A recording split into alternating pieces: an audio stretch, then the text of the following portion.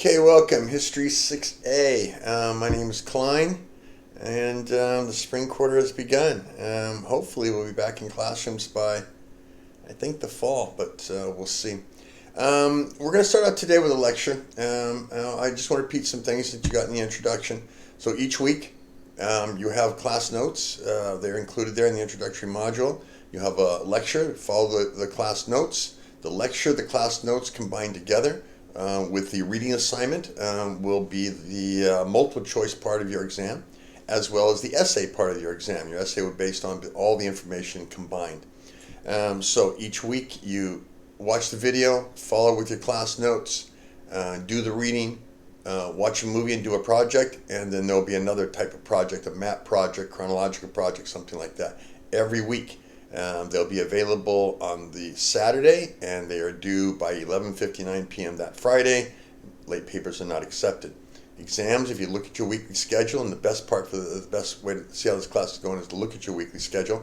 Weekly schedule will tell you everything that's due by week. I will make each module available. There's a module for each week, so I will make each module available when the week comes up to that.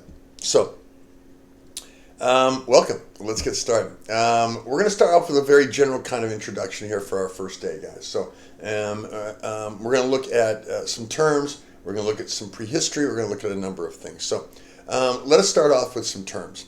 I'm going to give you 5 or 6 terms. I'm going to give you my definition. Please know my definition. I promise you one, if not more, will be on the first exam. Pretty straightforward. So let's start off with the word civilization. This is a word that I'm going to use a lot in this classroom, so we might as well make sure we all understand what it means. Please understand my definition, not necessarily yours. I want you to have the right one. Civilization is a word that's been much used and abused over many, many decades, perhaps centuries. It's a word that's come to be used as a judgment word. We talk about people, or people have talked about people in the past as being civilized or uncivilized. Really what they're doing when they're saying that is they're saying if you're civilized, you're like me. If you're not civilized, I'm saying you're not like me. The word civilization was never meant to be a judgment word. It has a very specific definition. So let's go over it relatively quickly here, all right? Whenever I use the word civilization, I mean the following thing. Civilization has 4 parts. The first part is that it's capable of urban life. That society is so successful that they can grow enough food, they can support people who don't really grow any food. People who live in the city, like us, don't produce what we eat every year. Urban life. It has advanced technology. I'm not saying that makes them better or worse. I'm saying the technology of that society is advanced for the time period in which it takes place.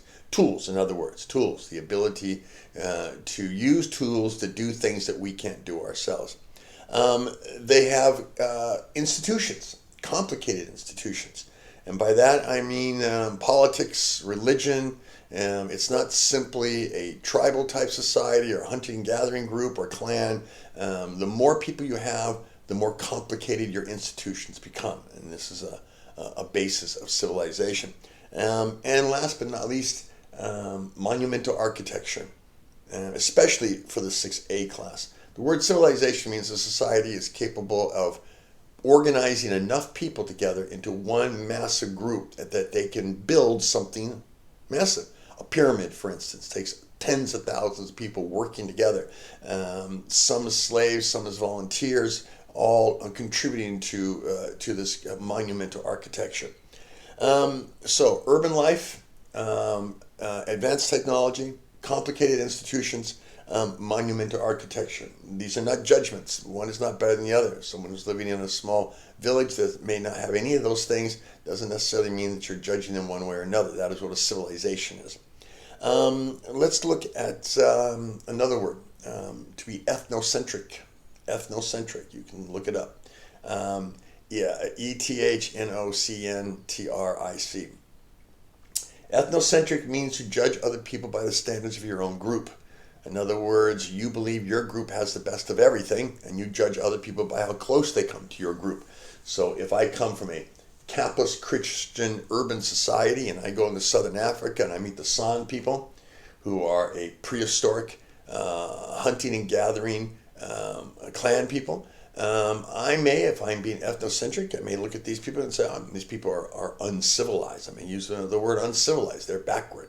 So in other words, I'm saying they're not like me. And that means to be ethnocentric. I'm looking at them and saying they're not like me. I judge people by the lens of my own society. Everybody is ethnocentric to some degree. I certainly am. You certainly are. Some people are proudly to be ethnocentric. My people are the best, and that's the way it is. However you use it, be aware of it. It's a lens that you see the world through. Let's look at another one. Let's look at syncretism. Synchrotism. Syncretism. Syncretism. Syncretism means a mixing of ideas or beliefs. All of human history has been about syncretism. All of human history is humans coming into contact with each other, sharing what they know, sharing what they have, and then something coming out of that.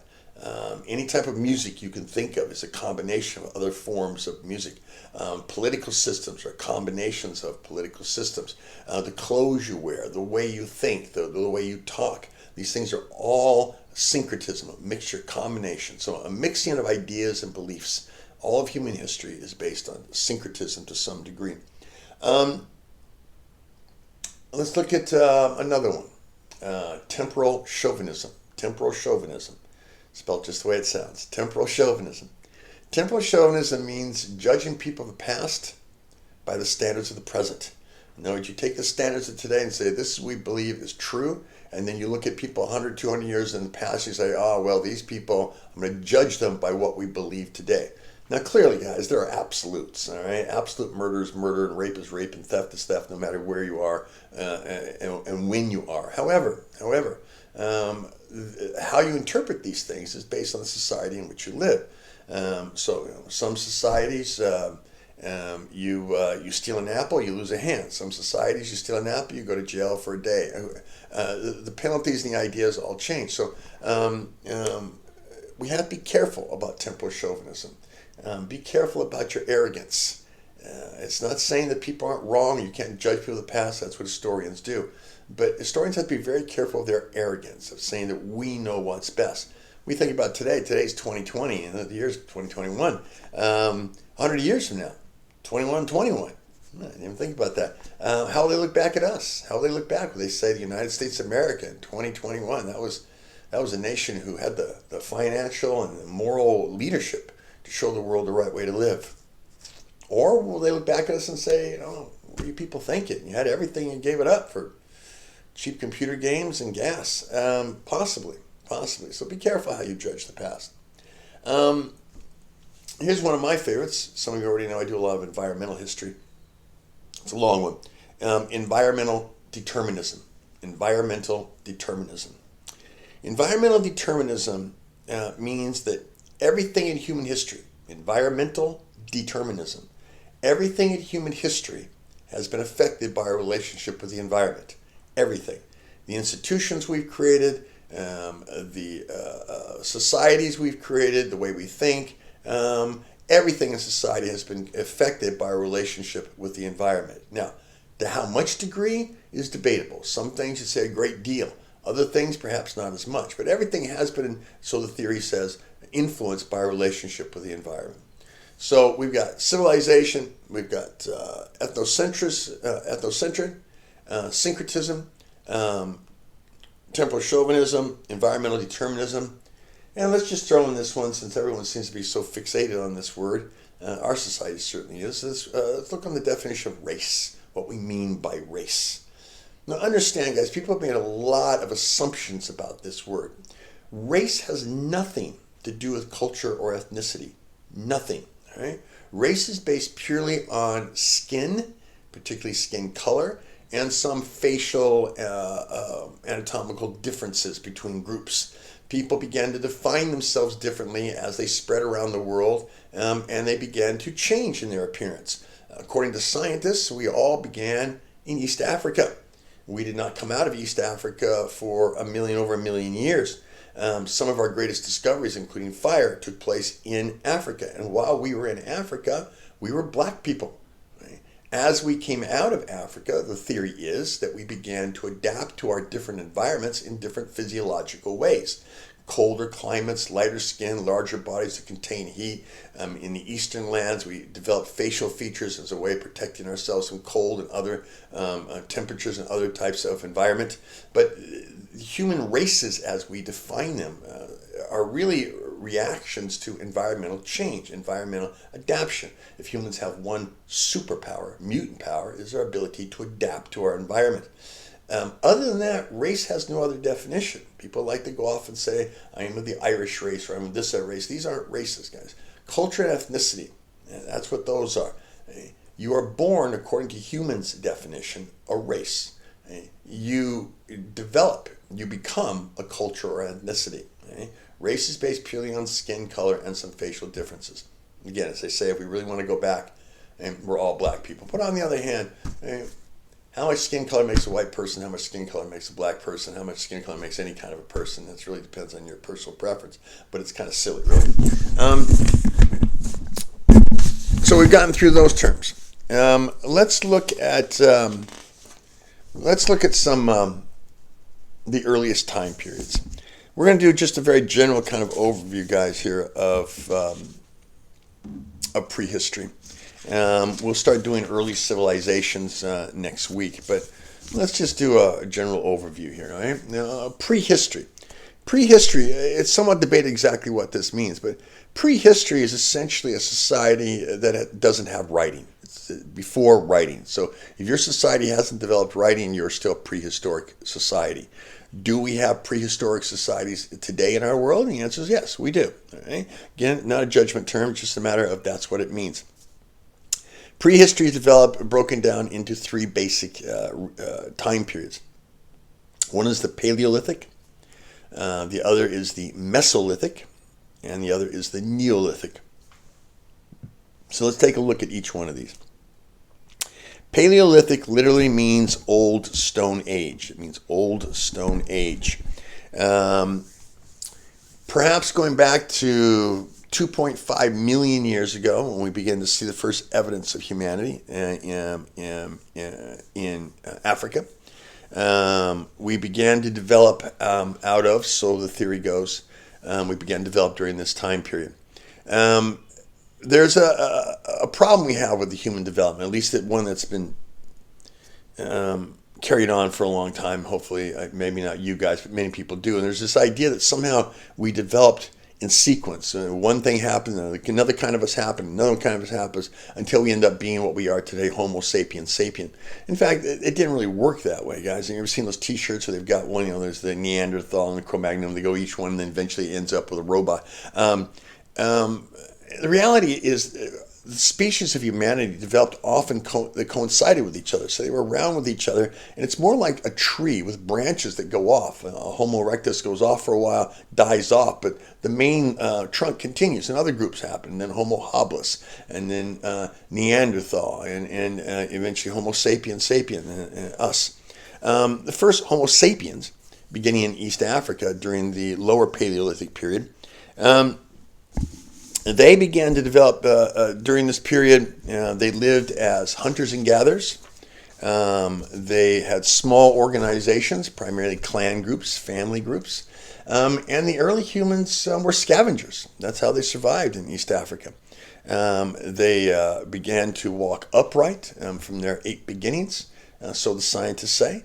And as they did, they were scavengers. They were the prey of bigger and larger animals. But by the middle Paleolithic period, 1.5 million years ago or so, humans began to develop certain skills. Now, how exactly they did that is open to some argument. The basic belief is that humans, somewhere along the line, began to use their mental abilities to create tools. Tools are what activates human progress. Tools. Those first early stones, of course, tools are stone tools. The Stone Age, that's why it's called the Stone Age. It's defined by the type of material used to create stones. First stones being sharp-edged stones that were used to break bones of animals, to crack open bones, allowed humans easier access to meat. This protein, so the theory goes, developed human brains, and this human brains began to develop and create more tools. During the lower Paleolithic period, certainly a million years ago, you had already developed Homo erectus or Homo habilis. Homo erectus develops during this time period. Homo erectus, who is the first credited with developing fire. How they came about this, we're not quite sure, but they did. They began to use fire. Fire could be used for lots of different things. Fire for protection, fire to cook your food. It will really revolutionize the human species for many different reasons. One of us, of course, it now begins to make us, instead of prey, we become predators. Now we have a tool to hunt with besides stones and other tools. Yeah, it gives protection. But it also affected us because it allowed us to cook food. And cooking food, particularly meat, means that now we can soften that meat. It's more accessible to us. And we begin to see a physiological change, so the theory goes. The early humans had the large ape-like jaws and teeth, and those things began to get smaller as we begin to change physiologically. Certainly,